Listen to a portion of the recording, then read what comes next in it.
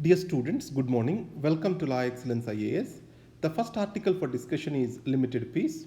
This article or this editorial is written in the context of recent concluded the diplomatic deal between UAE and Israel. To know and to understand this article better, we need to know the geopolitics and shift in these geopolitics in Middle East, which we call as West Asia in Indian context. And there are other related articles also which I have listed over here, where Indian position is being explained in the next article. After that, there is unrelated article. It appears as unrelated to us. That is Turkey's article. So according to me, all these articles are interconnected on a bigger geopolitical platform, which I want to explain to you in this article. So I may take a few minutes extra today. Please bear with me. UAE and Israel, they arrived at a decision to establish formal diplomatic relations. This makes UAE the first Gulf Arab country and third Arab nation after Egypt and Jordan to enter into full-scale diplomatic relations with Israel. What is the promise of the Israel? It shall not continue the annexation of West Bank. See the word. It shall not continue the annexation of the West Bank. If we go by the finer detail over here, they are not talking about suspension or relaxation of actual occupation. They are talking only about stopping the further occupation. See carefully. Whatever today, let us keep it as a status quo. From tomorrow, please don't continue your annexation. And whatever happened yesterday, we are not asking you. That is how this particular agreement was.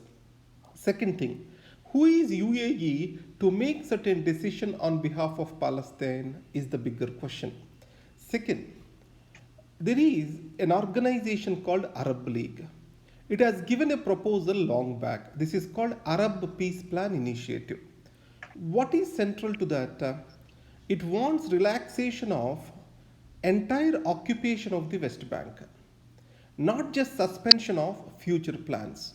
So there is something contrasting between Arab Peace Initiative and the agreement which UAE has come into existence today. Sunni Arab kingdoms, what are they? UAE, Bahrain, Saudi Arabia, all these are Sunni Arab kingdoms. And Israel, they are trying to make certain deal with each other. They are entering into an era of cooperation. Arab countries always saw Israel as an enemy. This appears to be changing now in the context of changing wider geopolitics. That is basically due to the rise of Iran in this particular region as another axis. After that, Iran and Palestinian Authority, they have called this as stab in the back. They haven't invited this particular ongoing deal. Second, USA has a major diplomatic victory. I can say President Trump has a major diplomatic victory because this has got the bipartisan support, that is both from Democrats and also Republicans. But if you observe one Muslim country, Islamic Republic, is very silent on this. What is that? That is Pakistan. Now, why the Pakistan is silent? What is the recent fight between Pakistan and Saudi Arabia? And how Turkey is engaging with Pakistan? How Organization for Islamic Conference has ignored Pakistan? If you see all these things, you can understand the Pakistan's reaction. Before going into Pakistan's reaction, let us understand the status or position of India on this particular deal. India has welcomed the deal but reiterated that Palestine cause has to be kept alive. And its age-old position, that is two-nation theory, has to be taken forward. And you already know that India maintains today good relations with both Israel and also Sunni Arab countries. On the other axis, it is also trying to maintain relations with Iran. But however, Iran itself is slowly distancing from India and moving into the fold of China and Pakistan, which we see later. What are the changing geopolitics? Recently, it was reported that in Jerusalem Times, if I am not wrong, there is a new axis developing in the West Asia. This axis consists of Pakistan, added to that, what is the Turkey, Iran, and then Qatar. These countries together forming a new axis. Even Malaysia is joining to it. So, why Pakistan took so much of interest in creating a new axis, knowing that it can irritate Saudi Arabia? Pakistan has requested for the last 1 year for Organization of Islamic Conference to take up the Kashmir issue and recent changes brought in the Kashmir. But none of them has showed interest, especially the Saudi Arabia. Then the foreign minister of Pakistan, he came into open and said that they may look for alternative forums if OIC is not coming forward and Saudi is not cooperating with them. Then Saudi got irritated again. It has asked them to pay back their debt, and immediately Pakistan recently paid $1 billion of debt taking the loan from China. So, we have to see why the Turkey is coming into this particular entire new game. So Turkey wants to be regarded itself as an Asian power rather than being regarded as weakman of Europe. Mr. Erdogan, he has spoke very much against the Kashmiri issue on Indian position. And other person who spoke about is Mr. Muhammad of Muttar Muhammad, I think, of Malaysia. So Turkey is dreaming of, under Mr. Erdogan, it's dreaming of building a new Ottoman Empire. And they want to bring in a new political Islam surrounding these narrative of building up the new Ottoman Empire. They believe that history did not do justice to them. So that's where Ottoman Empire has to be rebuilt. That is the dream of Mr. Erdogan, which has been stated. So in this context, Turkey under Erdogan is moving close to Asia and away from Europe. That's why you see the ongoing conflicts of Turkey with Greece. On some island issue, Turkey has got serious conflicts with Greece. And second, Turkey is also clandestinely supporting extremists in Libya. And in this case, Turkish ship was stopped by French forces. That has become a diplomatic row in Mediterranean. So these all are connected. So remember one point that Turkey, Qatar, Malaysia, and then Pakistan, they have proposed for a new alliance away from OIC. So that is the reason why Pakistan appears to be silent. If that alliance takes roots, obviously OIC is expected to move close to India. If we remember long back, India wanted to become the member of OIC, Organization for Islamic Conference. So if India becomes member of OIC, it gets greater legitimacy for its Kashmir cause. From these dimensions, we need to analyze the things. The next article is talking tough. You know that the Naga issue has come to certain confrontational point with Mr. N.R. Ravi asking the Chief Minister of the state to provide for all the officers who have connections with the underground elements and destabilizing the law and order in the state. And Mr. Ravi's statement has irritated and caused pains to many of the extremist factions over there, and they themselves call as nationalist factions.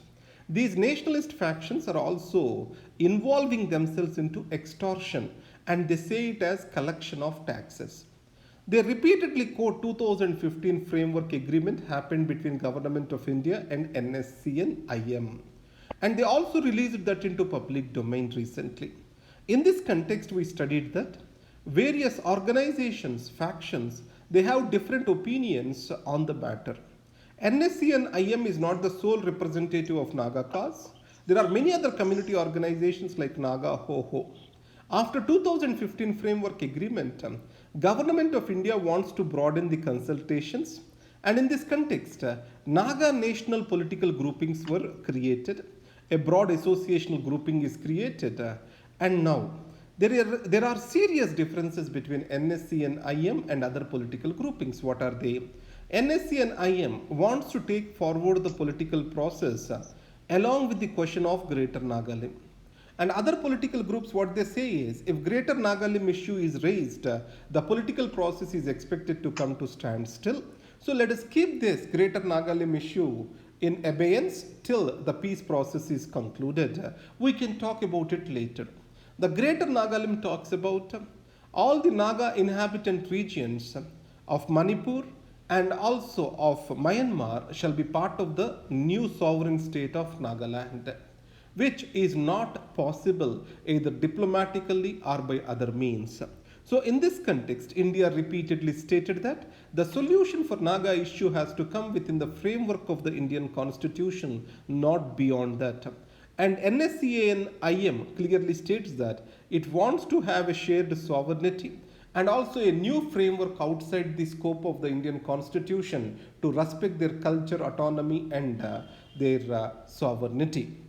What Hindu is trying to say over here is the center must engage with all the factions of Nagaland, specifically NSC and IM being the largest faction. It has to give it special importance. But at the same time, it has to avoid its arbitrary demands. The next beautiful article is Democracy Needs an Internet Ombudsman. This is a very beautiful article. It talks about privacy, security, information use, etc. I am expecting a question on this particular topic. First, we need to understand ombudsman. You see, in banking sector, word ombudsman is there. This word has come from Scandinavian countries. He is a neutral arbitrator between the people and the public institutions. His job is to redress the grievances and ensure justice for all. That is what is called ombudsman. This ombudsman has to be totally independent from the government. So, in this scenario, what this article is proposing, let us see. Today, the internet-centered privacy, security, information use or misuse, these are the major questions of debate in every mind.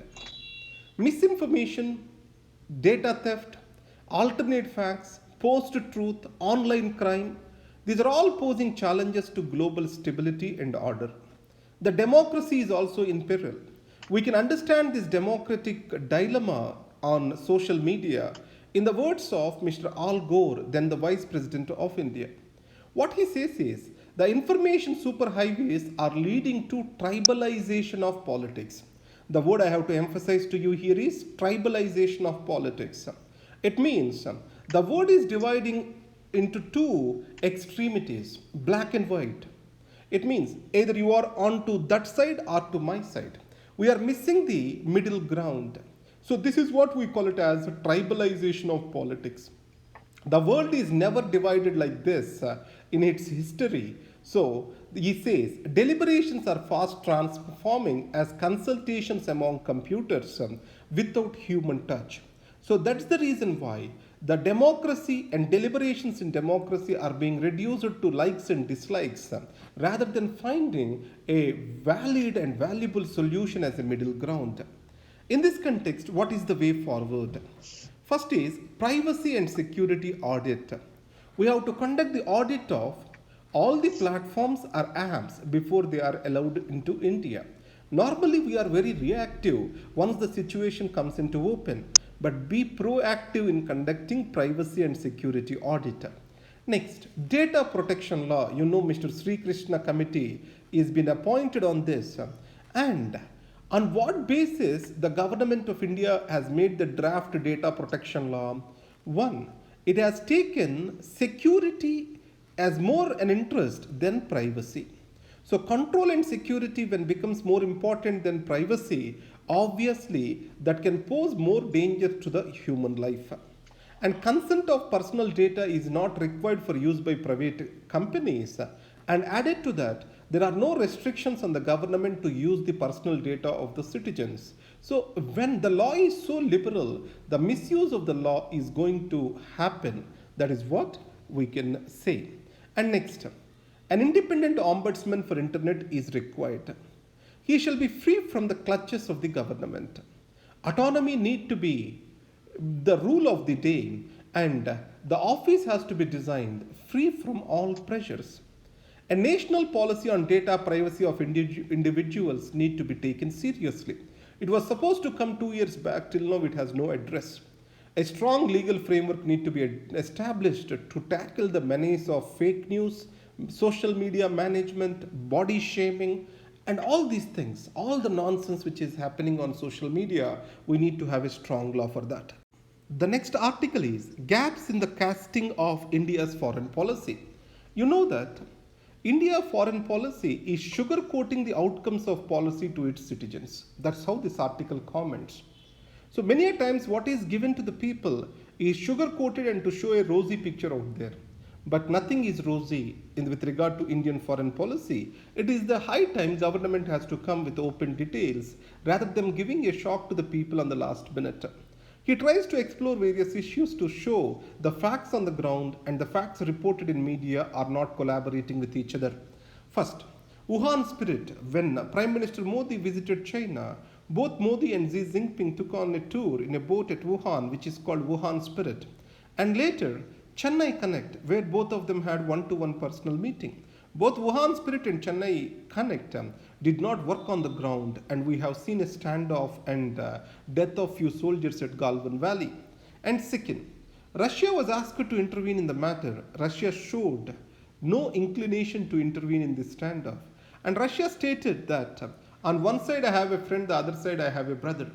Previously, Russia was unambiguous to support India on any standoff with China.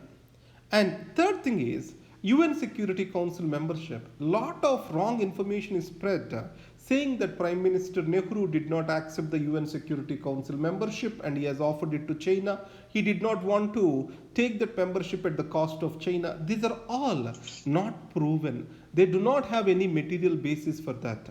And the second thing, today India is being invited with roses to be a member of UN Security Council is also a myth. So no country, including the permanent five, wholeheartedly wanted to expand the UN Security Council. And other countries which are outside UN Security Council wanted veto powers to be withdrawn to these five powers. In this context, expanding the veto powers may not happen, and India projecting that India may get a seat at the high table itself is wrong. Finally, nuclear liability law. So, that is United States of America, it is saying that nuclear liability law has to be signed to transfer the nuclear technologies. So, it appears USA is not really intent to transfer the nuclear technology, so it is using the liability law as a smoke screen. So, in this context, the people also shall know what is happening with the foreign affairs, relations with other countries, relations with Pakistan, Nepal, etc., so that you can get the right public support when it was expected. The next article is, finally Mr. Bhushan is declared as guilty of contempt for his tweets. Mr. Prashant Bhushan. Here there is a very important topic that is called contempt of court, which is more criticized than appreciated by the people. What is this contempt of court? What is its constitutional and statutory basis, different types of contempt, Supreme Court judgments related to it, and what is the criticism? Everything we will try to see in this particular article. Obviously, this is an article of the day. It is expected to take 6 to 7 minutes. Please bear with me. Contempt of court as a concept seeks to protect judicial institutions from unwarranted criticism and motivated attacks. So the authority and dignity of courts is protected. It helps to protect the image of court as an impartial institution serving justice and public good. In this case, Article 129 provides authority to Supreme Court and Article 215 provides authority to High Court to issue contempt for scandalizing the court. And many a time Supreme Court also has invoked Article 142, which gives it the power for complete justice. So Article 19 subclause 2, that is under freedom of speech and expression, contempt of court is a reasonable restriction.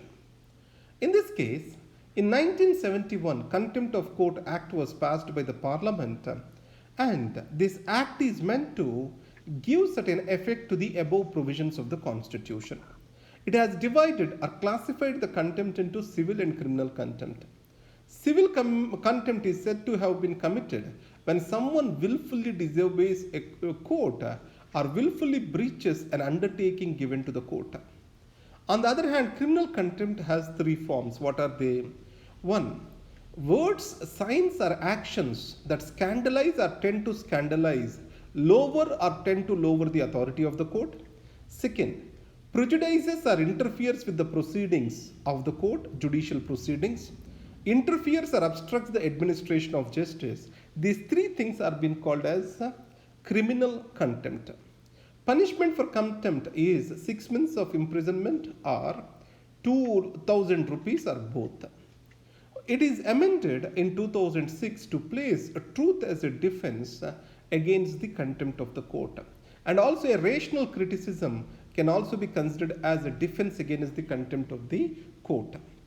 In this case, the Supreme Court of India in various judgments always has protected its rights under contempt of court. If you see Ashwin Kumar Ghosh versus Aravind Ghosh, Supreme Court has clearly stated that if the people feel that this court is deciding the matters on extraneous considerations, then the administration of justice will be severely undermined. So maintaining the confidence of the people in the court and justice is very much essential. That is what Supreme Court has reiterated. The same words are reiterated by the Supreme Court during Prashant Bhushan's judgment also. What is the criticism of this? The word scandalizing the court itself is very vague. It can be narrowly or broadly interpreted. So when it is narrowly interpreted, it can uphold the freedom of speech, but when it is broadly interpreted or when it has been interpreted wrongly, obviously it will have chilling effect on freedom of speech, expression and judgment of the people on right to dissent. Next is scandalizing the court. These words are rooted in colonial assumptions, but they do not have a space in modern democracy where deliberation and open criticism has to be the rule of the day. And then Supreme Court see carefully has to understand that contempt of the court is meant to protect judiciary as an institution, not meant to protect judges. Today Supreme Court is trying to protect the judges in the name of protection of judiciary. Finally, contempt of court has become an instrument of self-serving to the court rather than doing the public good, which is against the principles of natural justice. This is what is the criticism we see around. In UK, where this concept of contempt of court has started, it was done away with in 2013. The Law Commission of UK has recommended that the contempt of court has no relevance in modern democratic republics. That's what is the statement they made. So this is what is about this article. PM has put in place an alternative idea for India. Today, people started talking India as Republic 2. The word used is New Republic or Second Republic in India. Let us know the history. The early phase of the Congress, it is called as single party dominant phase or Congress system, it is fondly called as. After 1970s, 77, 1980s, that phase is described as coalition phase in Indian politics. Now, from 2014, this phase is described as New India, New Bharat or New Republic or Second Republic. Why such a word is being used? So the way the Indian constitution is functioning and institutions are functioning has dramatically changed. And to reflect this change, the Second Republic is the word which is used. The same was also used by Mr. Yogendra Yadav in his book, which we saw on 13th class. And second point is, the Prime Minister Modi is the longest serving non-Congress president today. And second, he is the most presidential style. He has mostly worked in the presidential style rather than in a parliamentary style. So that's the reason why India is more a presidential parliamentary system rather than be called as purely parliamentary system. We normally believe that the parliamentary system has many checks and balances, but these are very weak and undermined under a strong authority. We saw that in the case of Indira Gandhi. Now we are seeing under the leadership of Prime Minister Modi too. The next is Fishing Cat Collaring Project. So Wildlife Institute of India, Dehradun, took up this project of collaring the fishing cat in the Coringa Wildlife Sanctuary. Where is this sanctuary located? In the Godavari estuary in Andhra Pradesh. President Ramnath Kovind says that India believes in peace, but it is ready to give a befitting reply to any provocation. Though he did not mention the name of China, he is indirectly referring to the same. Next, he made an important statement about Atmanirbhar Bharat. Atmanirbhar Bharat is meant for self-reliance. The self-reliance is not making the economy closed economy again. The self-reliant economy means an economy which is creating its own sustenance and also keeping connected with the global world. So it does not mean alienating or creating distance from the world. That is the clarification which he gave. This article is about Chidambaram's art statement. He is trying to criticize Prime Minister's Advisory Council's contrasting statements given recently. One of the members has stated that, Mr. Sharma, he stated that India economy is expected to shrink by 5 to 6%. Another person, Mr. Ashima Goyal, what he said is, Indian economy is expected to rise by 1%. These two are contrasting statements. So, does Indian economy has a direction or not is the question posed by Mr. Chidambaram. So, these are the articles for today. Thank you very much and have a great day.